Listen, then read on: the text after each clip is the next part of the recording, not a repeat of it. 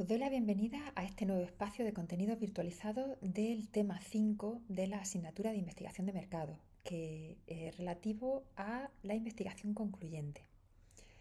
En esta píldora os voy a contar o explicar una serie de contenidos que son necesarios todavía para que podáis llevar a cabo el desarrollo de una encuesta. Vamos a ver las últimas fases. Vamos a tratar en particular la codificación y el muestreo, pero antes de adentrarnos en lo que es la codificación, vamos a ver otros aspectos relativos a lo que es la composición, digamos, del cuestionario, la redacción de las preguntas, etcétera. ¿Vale? Estamos aquí en esta fase, ¿vale? Pero previo a la codificación, vamos a ver las normas de redacción. Hay una serie de normas básicas de redacción de las preguntas de los cuestionarios, del proceso de encuesta. Por una parte, las preguntas deben de ser claras, deben de estar formuladas muy claramente, ¿vale? Lo cual es relativamente sencillo si tenemos claros cuáles son los objetivos que queremos alcanzar con la encuesta. Y también deben de ser, preguntas o la forma de plantearla sencilla, ¿vale? Sobre todo cuando el encuestador no va a estar en contacto con el encuestado y este no va a tener la posibilidad de acudir a él para preguntarle dudas en caso de que le surjan. En este tipo de encuestas, vamos, en general en las encuestas, podemos utilizar tarjetas en las que presentemos al encuestado las escalas de intervalo o ordinales que se estén utilizando en algunas de las preguntas. Incluso en las escalas nominales, que tienen muchas categorías de respuesta, también se pueden facilitar las categorías de respuesta a los encuestados. De hecho, normalmente en los cuestionarios escritos están ya establecidas esas categorías, les aparecen para que las tengan ahí siempre presentes. Y si se hace cara a cara, pues se presenta a modo de tarjeta. Otra norma básica de redacción es la objetividad. No podemos plantear preguntas subjetivas o que incorporen sesgo por parte del encuestador para que la persona responda en el sentido en el que nosotros queremos que responda. Es decir, si nosotros a una persona metemos en un cuestionario una pregunta en la que decimos, ¿te gusta este preciosísimo mueble amarillo? Pues como que de alguna manera estamos incitando o condicionando a la persona a que diga sí, ¿no? Entonces, no, hay que formular las preguntas con objetividad. ¿Te gusta este mueble? ¿Vale? ¿O qué te parece este mueble? ¿Vale? Para no condicionarle en absoluto con la forma de formular la propia pregunta. Y por último, los cuestionarios deben de seguir un orden lógico, ¿vale? Debe de haber una lógica a la hora de plantear las preguntas. Se debe de ir de lo general a lo específico, ¿vale? Nunca entrar a bocajarro con el tema gordiano, digamos, nudo gordiano del asunto, de lo que queramos eh, investigar, sino empezar con preguntas más generales para luego abordar las más concretas o las más complejas un poquito después. Y también es importante que tengáis presente que, al menos en los estudios de nuestro campo, del campo de la empresa, las variables sociodemográficas, ¿vale?, se ponen al final del cuestionario. Y digo esto porque hay otros campos, otras disciplinas de estudio en las que esas preguntas se ponen al principio, ¿vale? Por ejemplo, en psicología. En psicología muchas veces esas preguntas se meten al principio del cuestionario. ¿Por qué?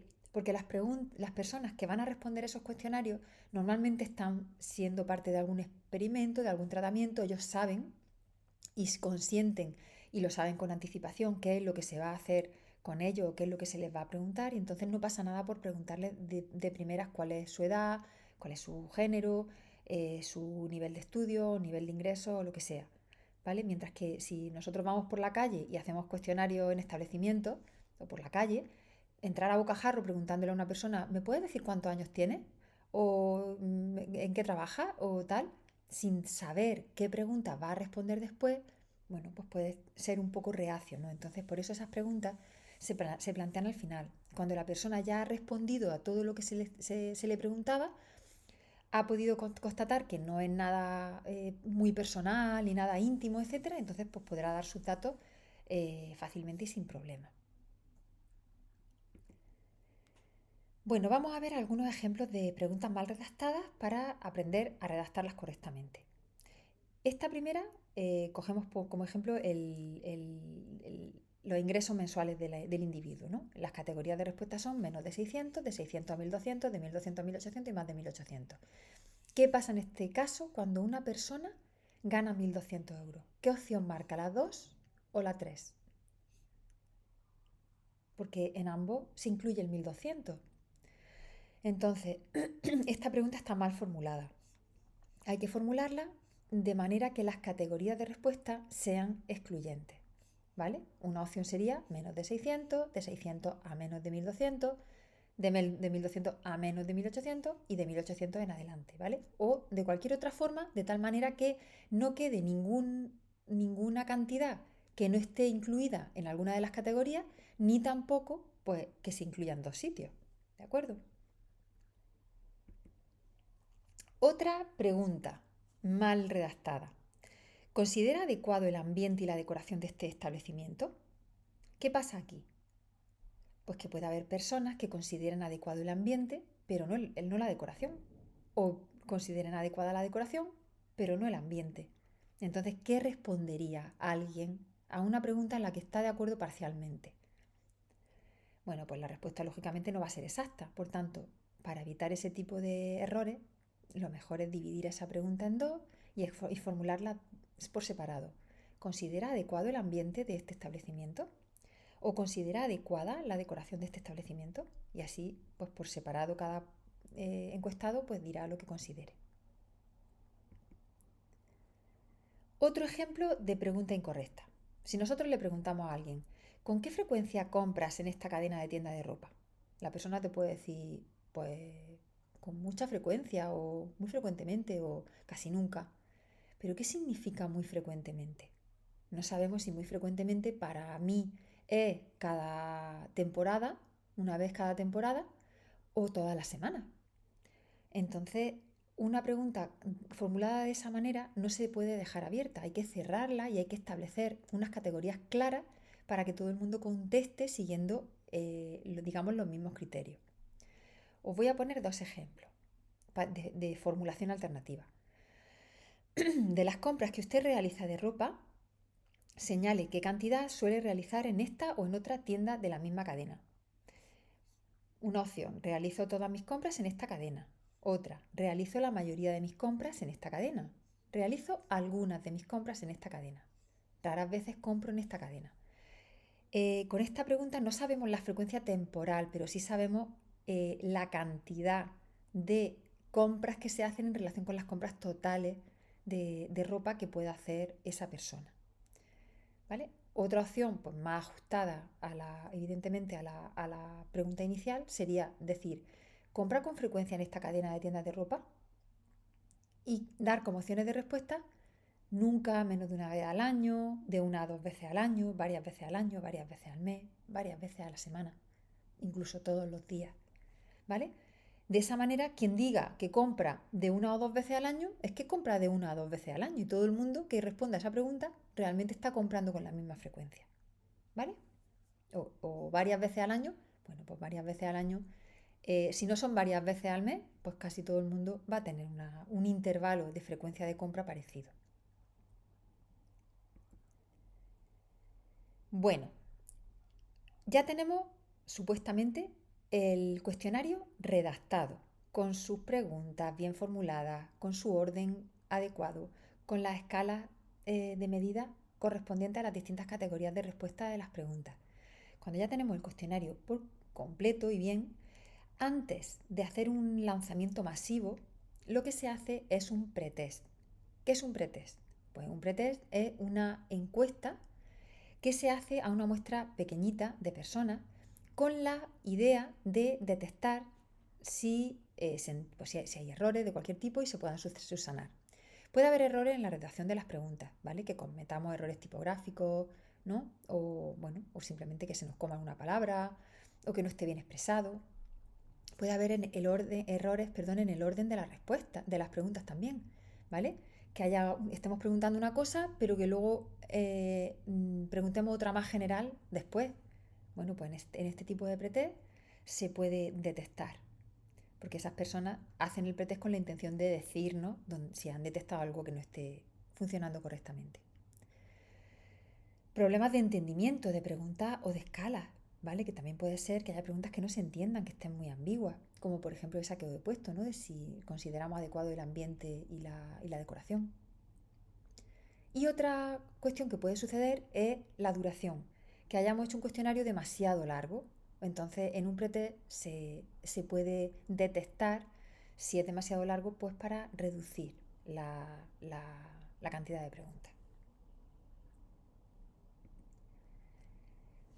Y pasamos ya a la codificación del cuestionario. La codificación consiste en asignar código a las preguntas y a las opciones de respuesta, ¿vale? ¿Para qué? Pues para poder trabajar estadísticamente con esas variables y con esas opciones de respuesta, ¿vale? Que se puedan tabular los datos. Recordad que la tabulación era la inclusión de la respuesta que nos dan las personas al cuestionario en una base de datos, ya sea de SPSS, ya sea de Excel, de R, de lo que sea, en una base de datos, ¿vale? Desde la cual luego podamos llevar a cabo el tratamiento estadístico correspondiente. Se codifican las preguntas y las respuestas para asignar números, asignar código y asignar números a las respuestas y que puedan ser tratadas estadísticamente. Si nosotros tenemos las opciones de respuesta como nunca, a veces, casi siempre, no sé qué, pues tratar estadísticamente con texto no es posible, ¿vale? Hay que cuantificarlo primero, hay que asignarle números. Pues eso es la codificación. Pasamos de pregunta a variable. Esto es importante, ¿vale? Nosotros podemos tener una pregunta que al codificarla se transforme en varias variables. Hay preguntas que cada pregunta es una variable, pero otras preguntas se transforman en varias variables, ¿vale? Eso se descubre, digamos, con la codificación. Bueno, ¿qué es importante? Que recordemos eso, ¿no? Que el número de preguntas puede ser distinto del número de variables. Vamos a ver distintos ejemplos para que veáis cómo se hace esa codificación, para cuando vosotros la tengáis que hacer. Una pregunta cerrada, dicotómica, de escala nominal, ¿vale? Ya todos sabéis o debéis saber qué es una pregunta cerrada, ¿vale? Que no tiene opciones de respuesta nada más que las que se dan, dicotómica, que solo tiene dos alternativas de respuesta, y nominal, que el orden, ¿vale?, de las categorías de respuesta también se puede alterar. Cuando sale a comprar ropa, se dirige principalmente a opción 1, un centro comercial, opción 2, las tiendas que hay por las calles de la ciudad. ¿Cómo podríamos codificar esta variable? Pues asignando, por ejemplo, poniendo A1 o P1, pregunta 1, ¿no? Un código, P1, A1, lo que sea. O simplemente le llamamos dónde compra, es decir, un resumen del texto grande del enunciado de la pregunta. Y ahora las opciones de respuesta las tenemos también que codificar. ¿Cómo las codificamos? Asignándoles un número, ¿vale? Y también le podemos asignar una etiqueta. 1, calles de la ciudad. 2, centro comercial. O podríamos haber puesto 1, centro comercial, 2, calles de la ciudad. Da igual, uno que otro, porque como es nominal podemos alterar el orden. ¿De acuerdo? Cuando vayamos a meter la respuesta a esta variable que haya dado una persona, pues en el programa pondremos 1. Y en algún sitio en el programa ya sabremos que 1 significa calles de la ciudad. Otro ejemplo. Pregunta cerrada de opción múltiple. Escala nominal. De las compras de ropa que usted realiza, señale qué cantidad suele realizar en la cadena tal, la que sea. Pues una opción, realizo todas mis compras en esta cadena, realizo la mayoría de mis compras en esta cadena, realizo algunas de mis compras en esta cadena, raras veces compro en esta cadena, nunca compro en esta cadena, ¿vale? Si os dais cuenta, en realidad esta escala es una escala ordinal, porque tiene un sentido ordenar las categorías de respuesta de mayor a menor o de menor a mayor, ¿vale? Por tanto, no es una escala nominal, es una escala ordinal, pero daría igual. En este caso, la variable pues sería la P2, por ejemplo, y la etiqueta podría ser cantidad. ¿Qué códigos, qué números les asigno a las opciones de respuesta? Pues, por ejemplo, 1 todas, 2 la etiqueta sería mayoría, el código 3, número 3 sería algunas, el 4 sería raras veces y el 5 sería nunca. ¿De acuerdo? Esto es codificar la variable, la pregunta, ¿vale? La pregunta se codifica asignándole un código P, V, M, lo que sea, o directamente cantidad, ¿vale? Una etiqueta a la pregunta. Y a las opciones de respuesta se les asigna un número al cual podemos asociar una etiqueta determinada, que puede ser directamente la formulación de la respuesta o una abreviatura de las opciones de respuesta. Otro ejemplo de codificación. Pregunta cerrada de respuesta múltiple, escala nominal. Bueno, aquí sí que tenemos una cuestión diferente. Es una pregunta de respuesta múltiple. Por ejemplo, de los siguientes ítems, señale cuáles de ellos son ventajas asociadas a las tarjetas de fidelización. ¿Vale? Pues las tarjetas de fidelización me permiten comprar a plazos, comprar más en un comercio especializado, conseguir regalos, enterarme antes de la rebaja, participar en sorteos, etc. De todas esas opciones de respuesta, yo puedo decir que la tarjeta de fidelización de, yo qué sé, de Woman Secret, pues me permite comprar a plazo, conseguir regalos y participar en sorteos. ¿Vale? ¿Qué pasa cuando yo voy a codificar esas tres respuestas en una base de datos? ¿Qué número meto ahí? Aquí si asignara como códigos 1, 2, 3, 4, 5, 6, 7 a las opciones de respuesta, ¿qué hago si el respondente, ¿vale? El encuestado, ha respondido 1, 3 y 5?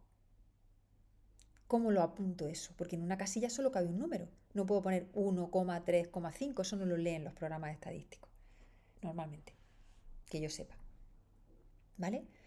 Entonces, cuando tenemos preguntas de respuesta múltiple, tenemos que ser muy conscientes de que esas preguntas hay que transformarlas no en una sola variable, sino en diversas variables, tantas como posibilidades de respuesta pueda tener esa pregunta, ¿vale? O tantas como opciones de respuesta tenga esa pregunta, ¿vale? En este caso, en vez de definir una pregunta que sea una variable que sea ventajas asociadas a las tarjetas de fidelización o ventajas tarjetas de fidelización.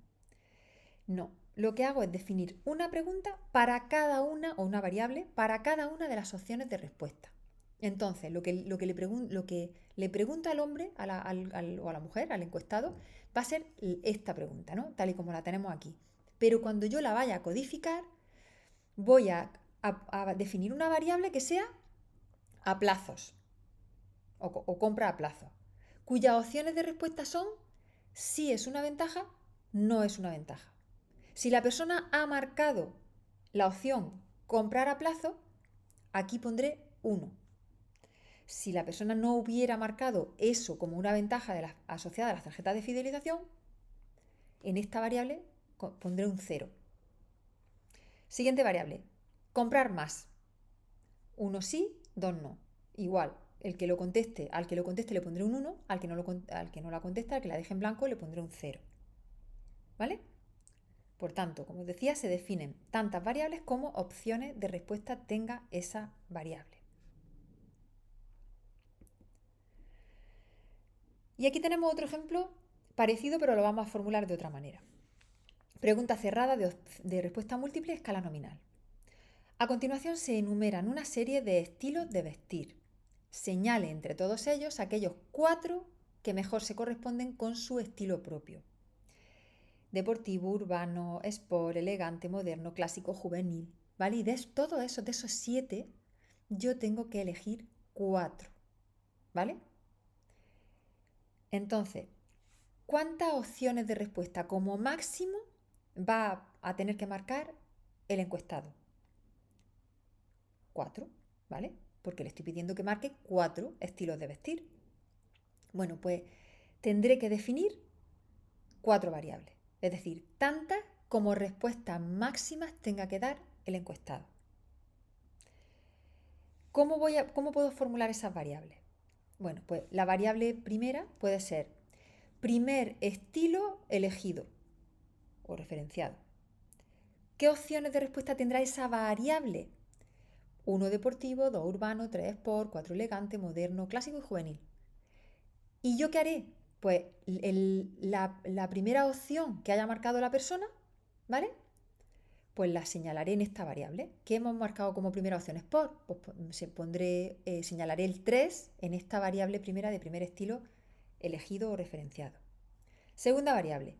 Segundo estilo elegido o referenciado. Opciones de respuesta, todas de nuevo, del 1 al 7. ¿Cuál hemos elegido como segundo? Pues ese lo marco. ¿De acuerdo? Tercer estilo, lo mismo. Cuarto estilo, lo mismo. En otra variable diferente. ¿Vale? No hace falta que nos digan cuál ha sido el primero referenciado, el segundo, el tercero o el cuarto. Simplemente han marcado 4, pues yo puedo poner cuál de ellas en cada una de esas, cada una de esas 4 opciones que se han marcado, pues la podré poner en cada una de estas variables. Pero si os dais cuenta, cada variable solo contiene una respuesta del encuestado. Vale, y aquí tenemos otro ejemplo más. Pregunta cerrada de respuesta múltiple, escala ordinal. Aquí sí nos va a interesar el orden de respuesta. Fijaros en el ejemplo. Cuando usted toma la decisión de realizar sus compras en este establecimiento o en otro de la cadena que sea, hay una serie de factores que pueden influir en esta decisión y que se enumeran a continuación. Ordénelos colocando en primer lugar aquel que más influye en su decisión y en último lugar aquel que menos influye. ¿Vale? Entonces aquí sí que tenemos. ¿Qué le influye a la hora de realizar compras en un establecimiento? Los productos que vende, el prestigio de la cadena, la localización del establecimiento, el asesoramiento de los vendedores, el ambiente, el precio, la amabilidad. ¿Cuál es la que más me influye? Pues imaginaos que le ponemos un 1 al asesoramiento, un 2 al precio, un 3 a los productos, un 4 al prestigio. ¿Va? Y así ordenamos esos 7, 1, 2, 3, 4, 7, poniéndole un 1, 2, 3, 4, 5, 6, 7, un número a cada uno de ellos. ¿Cómo codificaríamos esa variable? Si la persona tiene que ordenarlas todas, ¿vale? Habrá 7 respuestas, por tanto tengo que definir 7 variables. Y aquí sí diré, ¿vale? Por ejemplo, para los productos, yo puedo poner los productos, ¿en qué lugar se han marcado los productos? Pues los productos los he marcado en segundo lugar, para mí son los segundos más importantes. Pues luego, categorías de respuesta de productos, primero, segundo, tercero, cuarto, quinto, sexto y séptimo lugar. ¿Qué lo marco? Marcaré el segundo lugar. Variable cadena, prestigio de la cadena. ¿En qué lugar la he puesto? ¿En primero, segundo, tercero, cuarto, quinto, sexto? ¿Séptimo? En el séptimo, pues el séptimo. Tercer producto, la localización del establecimiento. Del 1 al 7, ¿qué número le he dado? Pues hay otra variable que se llama localización, en donde le pondré el número correspondiente del orden en el que el encuestado lo haya marcado. Y así hasta las 7. ¿Vale? Entonces, se definen tantas variables como opciones de respuesta, igual que en el caso anterior. Tantas variables como opciones de respuesta. Imaginaros que solo hubiéramos dicho que tienen que elegir 3, en vez de, ordenar 3, 1, 2, 3. ¿Cómo lo hubiéramos hecho? Pues si solamente tenemos que elegir 3, solamente tenemos que definir 3 variables. Si solo tenemos que definir 3 variables, no podemos plantearlo como está aquí planteado. Producto del 1 al 7, prestigio del 1 al 7, porque solamente van a elegir 3. Pues lo tendría que formular igual que se ha formulado la pregunta anterior. Es decir, opción más, a ver cuál era la pregunta. Ordénelos colocando en primer lugar aquel que más le influye. Elemento o factor que más, primer factor elegido o factor más influyente. 1 producto, 2 prestigio, 3 localización, 4 asesoramiento, 5 ambiente, 6 precio y 7 amabilidad. ¿Cuál he puesto de todo eso en primer lugar? ¿El asesoramiento? Pues pondré el asesoramiento. Segunda variable. Segundo factor o factor elegido en segundo lugar o factor preferido en segundo lugar. Pues igual, del 1 al 7, ¿cuál de esos 7 elijo? Desde los productos hasta la amabilidad. Y tercer factor más influyente, pues lo mismo, repito como opciones de respuesta, esas 7. ¿De acuerdo? Bueno, como lo tenéis grabado, si hay algo que no hayáis entendido, podéis volverlo a escuchar para que veáis la diferencia, ¿vale? Entre esta opción y la que os acabo de explicar, que en realidad es igual que esta, ¿vale? Otro ejemplo, pregunta cerrada de respuesta múltiple, escala de intervalo.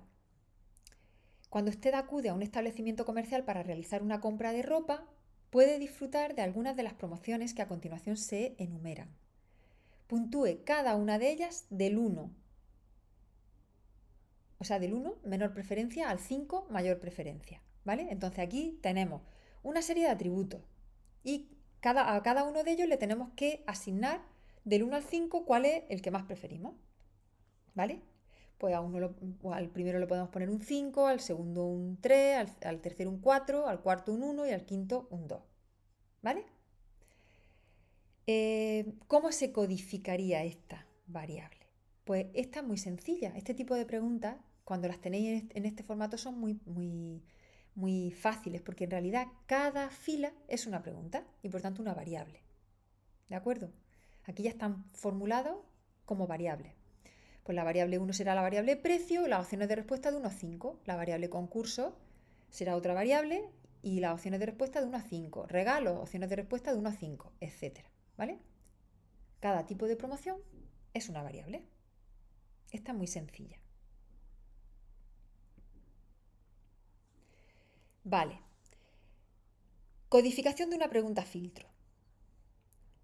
¿Compra usted ropa por internet? ¿Vale? Esta es la variable 1. ¿Sí o no? Si han respondido que sí, pondremos un 1. Si han respondido que no, pondremos un 2.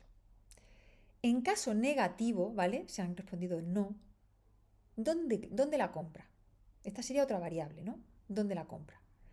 1 en centros comerciales, 2 en tiendas tradicionales, 3 en franquicias, cadenas, ¿vale? Pero que están en las calles de la ciudad. En este caso, los que han dicho que sí compran ropa por internet, ¿vale? En principio, tal y como está planteado, formulada estas preguntas, no procede que contesten a esta segunda pregunta, ¿vale? ¿Por qué? Pues porque no interesa, no nos interesa, si no, pues lo hubiéramos querido decir. Y además usted compra en otros lugares, pero no ha sido el caso, ¿no? Entonces, esa variable, para la gente que que ha contestado que sí a la pregunta, a la variable 1, se le va a quedar en blanco, porque no va a responder ninguna de las opciones.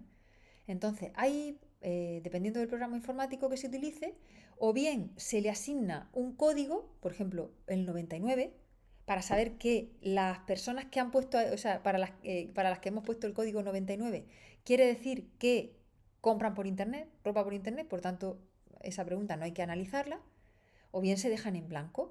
Y entonces el programa, el SPSS, por ejemplo, te lo pondrá como casos perdidos y te hará los análisis solamente con el resto de respuestas correctas de gente que antes ha dicho que no en la variable 1. ¿Vale? Eso ya en nuestro caso, en el caso de nuestra investigación de mercado, ya decidiremos si hay preguntas de este tipo, cómo se formulan. Muy bien, pues pasamos por último a ver el punto 5.6 del tema 5, que habla sobre el muestreo. Vamos a ver una serie de conceptos básicos relativos al muestreo. ¿Qué entendemos por población? Yo entiendo que estos conceptos posiblemente ya los conozcáis de las asignaturas de estadística, pero los vamos a repasar solamente por encima. El muestreo no lo vamos a tratar en profundidad, ¿vale? Lo vamos a tratar muy por encima, simplemente viendo los grandes bloques de tipos de muestreo. ¿Qué es la población o universo? Pues el colectivo bajo estudio, los españoles, ¿vale? Los adolescentes. El marco muestral son los elementos disponibles para seleccionar las unidades muestrales, es decir, los españoles. ¿Hay algún sitio donde podamos tener un listado de absolutamente todos los españoles? Bueno, pues ese listado, ¿vale? Sería nuestro marco muestral. A lo mejor en ese listado falta gente, porque acaban de nacer, porque ya se han muerto y nos pensamos que sí que estaban, por la razón que sea, ¿vale? Esas personas forman parte de la población, pero no forman parte del marco muestral. ¿Por qué? Pues porque no tenemos un elemento disponible para seleccionarlo como unidad muestral. ¿Qué es la muestra? El conjunto de elementos seleccionados mediante un procedimiento de muestreo, ¿vale? Del conjunto de adolescentes o del conjunto de españoles, pues seleccionaremos pues 10.000, ¿vale? Pues esa sería nuestra muestra. ¿Qué es el error de muestreo? Pues es el error que cometemos sí o sí al extrapolar los datos que hemos conseguido de una muestra determinada al total de la población. Aunque sea una muestra aleatoria y que cumpla absolutamente todos los criterios para que los resultados que se obtengan en esa muestra sean extrapolables al resto de la población, siempre hay un pequeño margen de error. ¿Por qué? Pues porque no estamos pidiéndole la información absolutamente a todas las personas, sino solamente a una muestra de ellas, ¿vale? Entonces, estadísticamente, eso tiene un error, aunque solo sea del 5%, o del 1%, o del 2%. ¿Y qué es el nivel de confianza? Bueno, el nivel de confianza es la probabilidad con la que se pueden extrapolar los datos de la muestra al resto de la población. Por tanto, siempre será 1 menos el error, ¿vale? Ese será el nivel de confianza en porcentaje. Y vamos a ver los métodos probabilísticos y no probabilísticos. Los métodos probabilísticos son métodos de recogida o de selección de las unidades muestrales aleatorios, ¿vale? Todos los elementos de la población tienen la misma probabilidad de ser elegidos como elementos muestrales, ¿vale? Del marco muestral, o sea, porque siempre ya os digo, puede que no tengamos todos los elementos de la población, pero sí tenemos un marco muestral que es el listado que tengamos para seleccionar las unidades. Pues de ese listado, todos los elementos tienen la misma probabilidad de ser elegidos, ¿vale? Para formar parte de la muestra.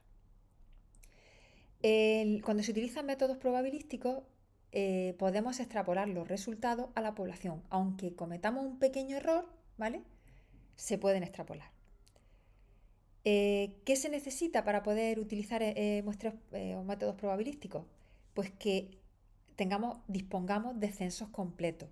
No nos vale cualquier censo, porque entonces los resultados que estamos obteniendo van a estar sesgados, porque hay una parte de la población que no está ahí para poder ser elegida, ¿no? Entonces, si hay casos atípicos o casos raros o lo que sea y no están ahí metidos, pues no vamos a tener unos resultados acorde a la realidad, ¿vale? Entonces, se necesitan censos lo más completos posible. Puede haber un pequeño, mínimo fallo o error de que no estén absolutamente todos, pero sí que sean lo más completos posible.